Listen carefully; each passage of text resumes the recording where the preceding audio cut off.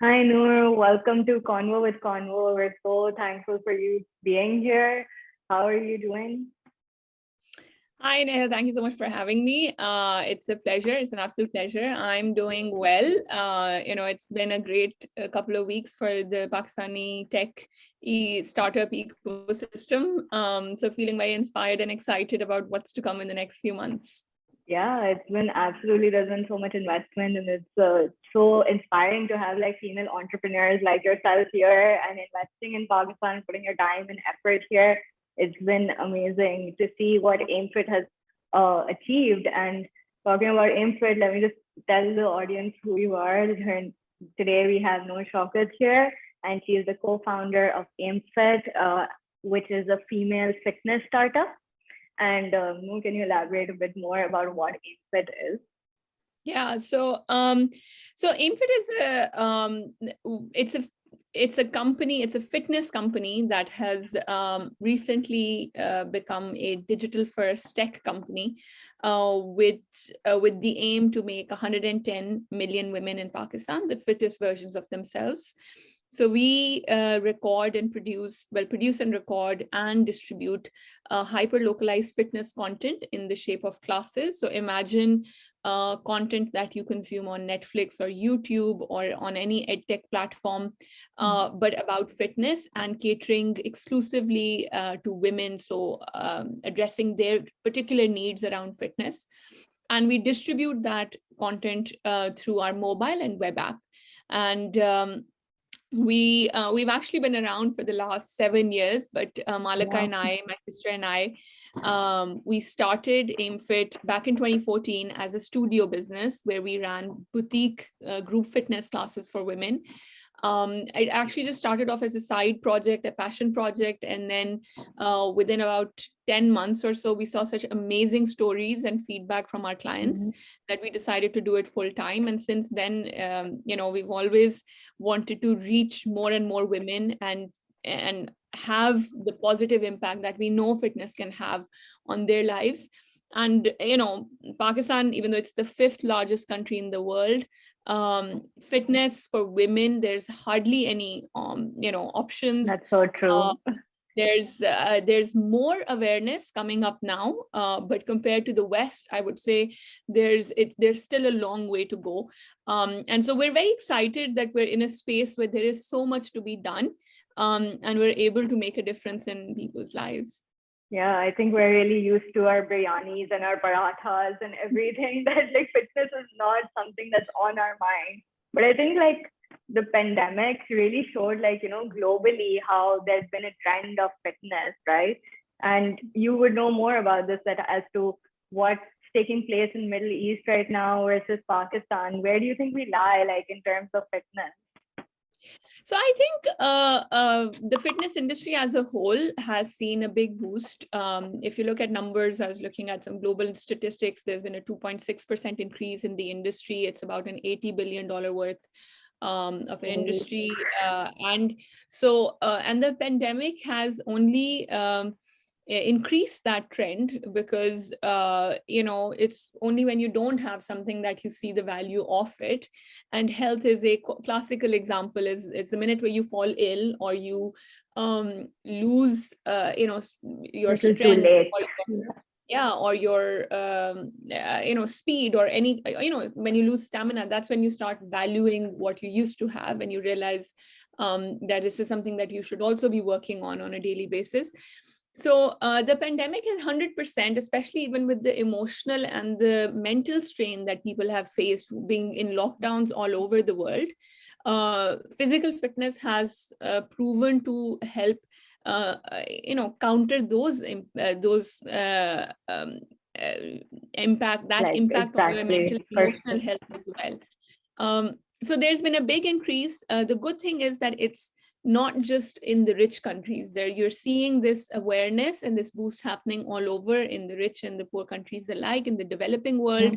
Um, and so in the local market, kind of the MENAP and the Turkey region, I think Turkey UAE, these countries have seen a big boost in fitness overall. And we're hopeful, and we're expecting that this is only going to spill over to all the other countries like Indonesia and Nigeria and Egypt, for example, all of these huge populations which are very young compared to the West. Yeah. This trend is only going to continue to go up. Continue, yeah. So like, exactly what our topic is today, like the impact of technology on fitness, I feel like AimFit really proved to everyone that, they were able to adapt to this pandemic and this surge, right? Where we see so many startups that are just falling or closing and, are very brick and mortar that they're, I've seen gyms just being gyms, and like, when you have like these big lockdowns happening, and what are you supposed to do? You can't go anymore. So I'm sure it was a huge challenge for you and for your team. And how did you cope with that? So what happened was, I think the first lockdown took everybody by a bit of surprise. It happened very quickly. I remember it was 15th March 2020 in Pakistan when they imposed the lockdown. Yeah. And we had to shut down our studios. We had 4 studios. We actually had 980 active members across 4 locations. We had to pause their membership. And more than us worrying about the business, all these members kept coming to us and saying, oh, what am I supposed to do, or how am I going to manage without AimFit? Because it becomes an addiction. It actually does, because your body gets used to all the endorphins and the dopamine rush after exercise. So if you stop doing it, you feel the kind of negative impact that it has on your body. And so we moved very quickly, and we launched our first online workout on the 17th of March. So 2 days later. Oh, wow. That was really quick. We recorded a video, we put it up. And then from there on, and the first video had its own issues, and then we just kept iterating it and making it better. And what we quickly realized that actually even during and after lockdowns, when we reopened, there was still a big appetite for the workouts to be delivered digitally, even though the lockdowns were lifted and people could go back to studios, because like we initially said, there weren't that many options for women.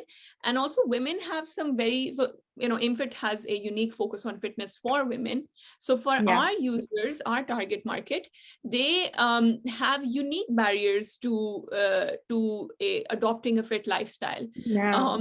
Traditionally in countries like Pakistan and other conservative societies, traditional societies, women have caretaker roles. They look after the house and the kids and the husband and the family.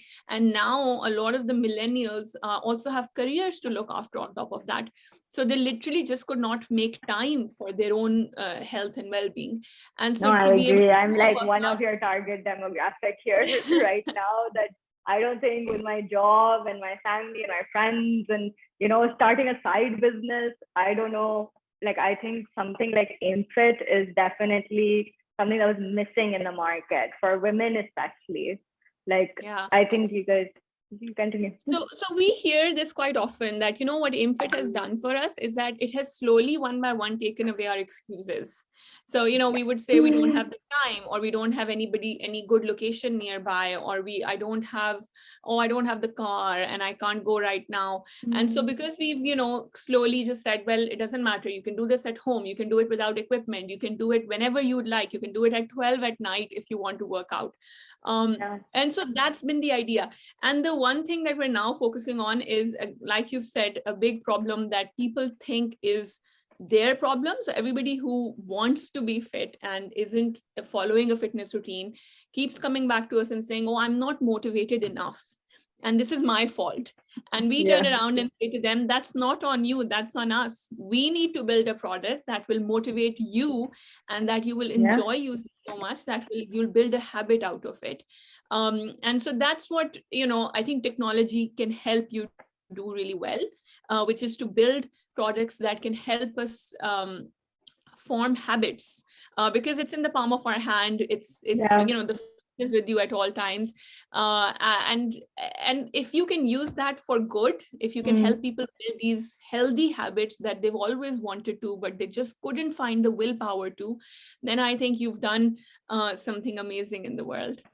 That's so true. Like, I'm sure, like, building this, you might have impacted more women than, how you started off by saying that I want to impact 110 million women in Pakistan and make them fit, right?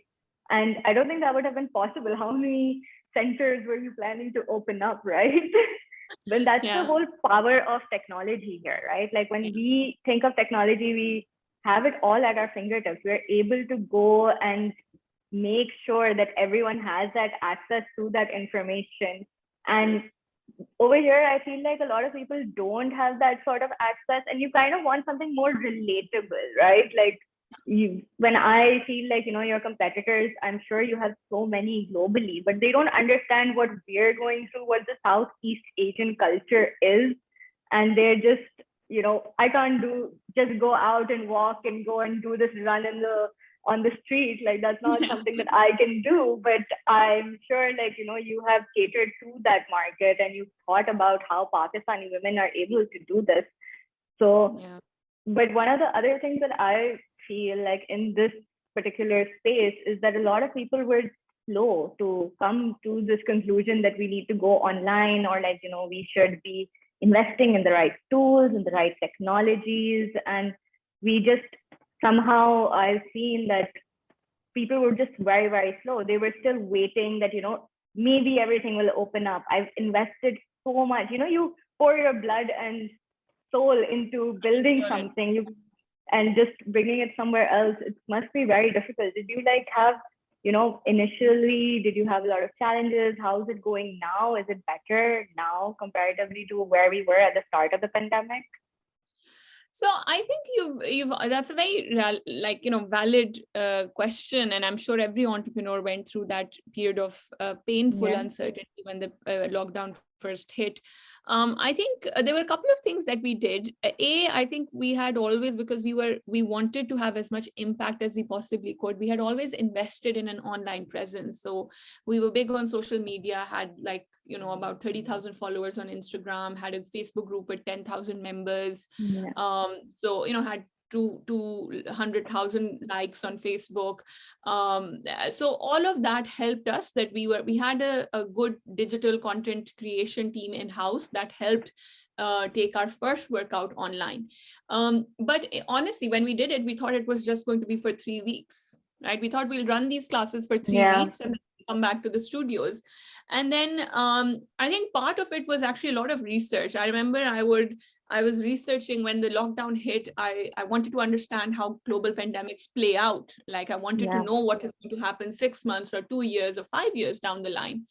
And so I started researching a few trends. So they have been in the last century, there've been a couple of pandemics, and you realize that it's never a 1 month or a 2 month or even a 1 year problem.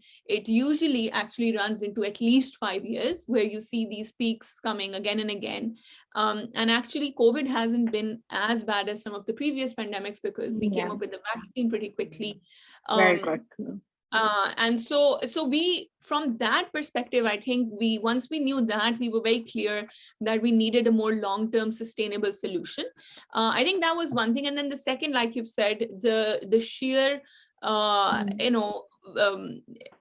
room for impact. We could, it would have taken us ages to reach every woman in Pakistan through brick and mortar, and B, it wasn't affordable. So brick and mortar, obviously you've got to cover the rent and the salaries, and you have limited space in the room. So the monthly membership wasn't affordable to a lot of women. And that is something that honestly would pain me, thinking that, oh, it's something that only the rich can afford, because you have to run a profitable business. And so now with technology, we've reduced the ticket size considerably. And that in itself is very exciting, that now a lot of women who previously couldn't come to the studios or afford it, or they weren't within reach, couldn't drive to the studios, now can do the classes online.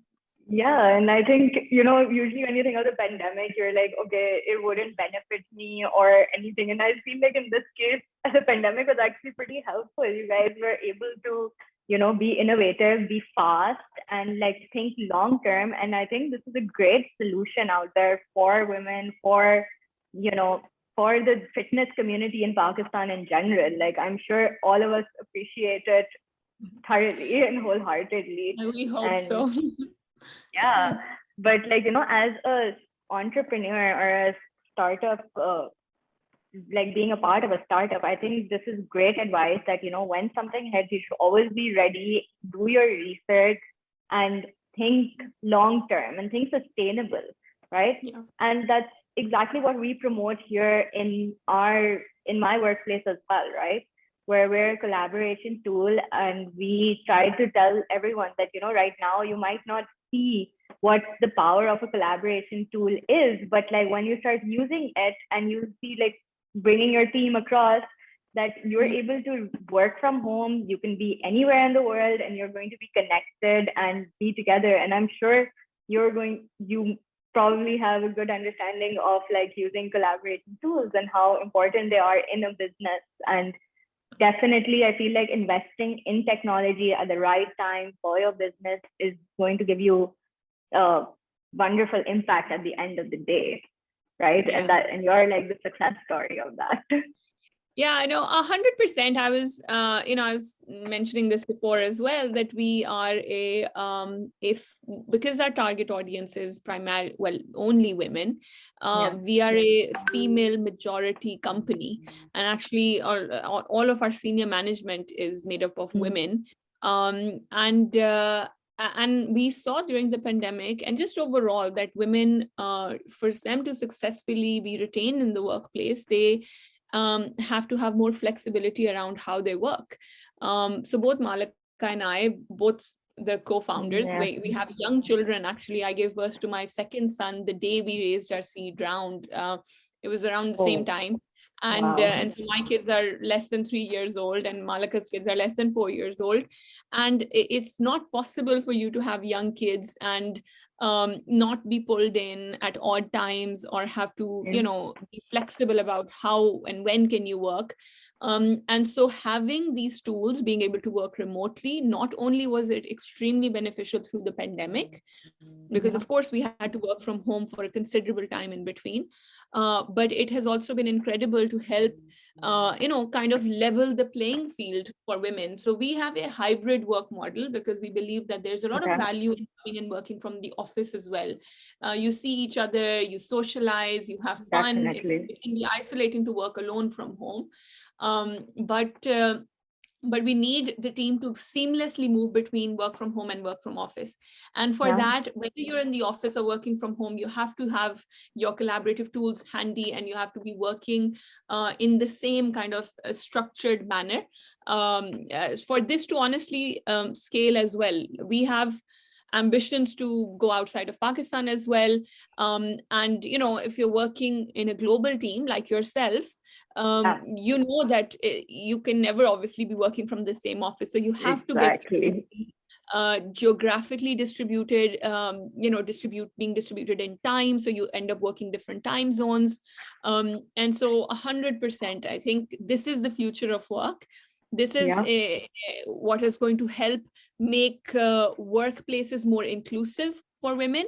And because we wanted, to always have a forward-thinking approach at Infit, we decided to quickly adopt all of these practices and also make hybrid working a norm at Infit. No, I honestly, I'm very, very impressed by you, your sister, and your entire team. This is truly women-focused startups, which is so important nowadays. And I think this sort of entrepreneurship is really inspiring, to be honest. And I wish you nothing but the best. I hope you can go global and take this everywhere and bring about more trends and always stay on top of it. Thank you so much for being here. And thank you so much for taking our time to talk to me today. I just want to, on an ending note, I just want to say, there's only 3% of founders, tech founders are women. That number pains me. I really, really wish, and I hope, and I want, and I know that in a few years' time, inshallah, the women in Pakistan and even globally, this number is going to change and change fast.